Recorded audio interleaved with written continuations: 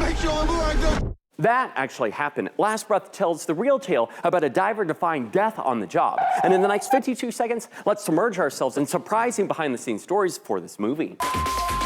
As soon as my umbilical snagged, I knew this was going to be life-threatening. That's Chris Lemons, the man who survived 35 minutes after a catastrophic computer failure cut off his literal lifeline while repairing an underwater oil rig with a crew of saturation divers. It's one of the craziest, and not to mention most dangerous jobs in the world. This health and safety video about the accident. And that strange discovery is how director Alex Parkinson heard about the story, going on to make his 2019 documentary about it, then this 2025 film. Just to blur the boundaries, so it adds to that idea of it being real. Alex added real footage from the dive, yet again, even video he shot while making the doc, like this of the boat. In that packed 3 weeks that Simu and I had to train. The actor spent time with scuba instructors to learn how to navigate and shoot underwater. So it's your favorite death-defying movie. Keep your thoughts alive in the comments below, but for now, that is a minute. Now pause and check your pulse because it's time for a bonus. Alex wanted to make this movie as real as possible, so how exactly did he pull it off? We're actually shooting this really underwater. It's not against a green screen. You're actually in Malta in these tanks, and they have to be real life support equipment. Speaking of the equipment, a diving technician worked with the cast and crew to ensure what we see is as authentic as the filmmakers could make it. And he said the suits played a much bigger role than you may imagine. The wide vision that it offers, it's been a brilliant solution, and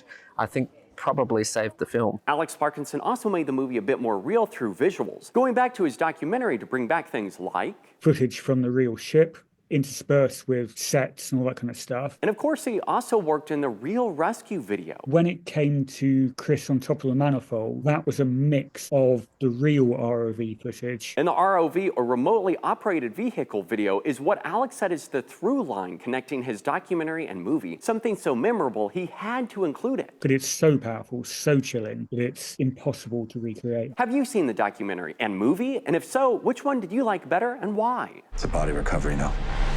No, it's not.